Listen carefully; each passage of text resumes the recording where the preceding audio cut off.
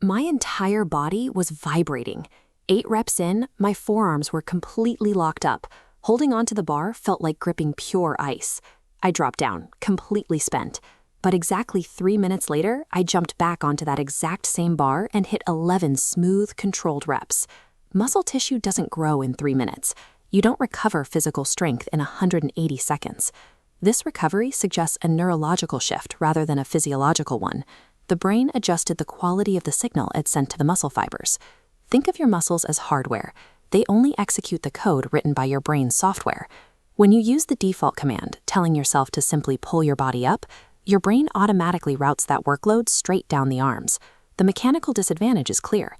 The biceps, highlighted in red, are tiny compared to the massive blue geometry of the latissimus dorsi.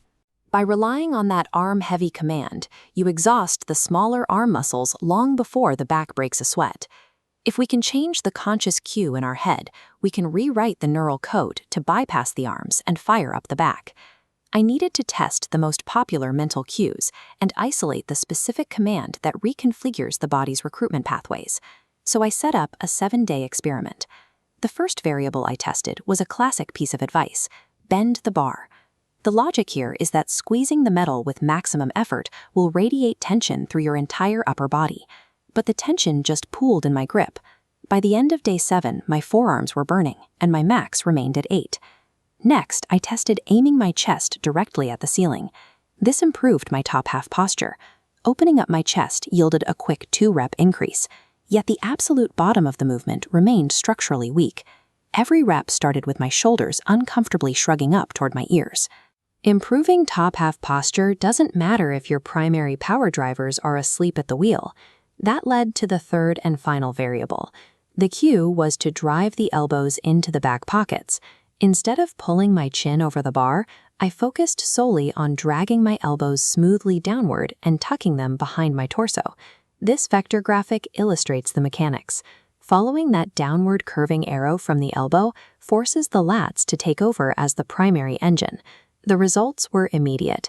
By day 2, the rep count was already climbing from 10 to 11. By day 7, that number hit 14 clean, highly efficient repetitions. Directing the movement through the elbows allows the back to carry the weight, accessing a reservoir of endurance that went untapped in the initial tests. But there is a structural requirement you have to address before that mental cue can function correctly. You have to pack your shoulders. From a dead hang, this means actively depressing your scapula downward. If you try to generate momentum with loose, shrugged shoulders, the entire kinetic chain is misaligned from the very first millimeter of the pull. The sequence has to be precise. Structurally lock your shoulders down first. Only then fire the elbow drive command. Neural software only performs as well as the physical foundation it is running on. On day 1, my physical output was frantic and inefficient.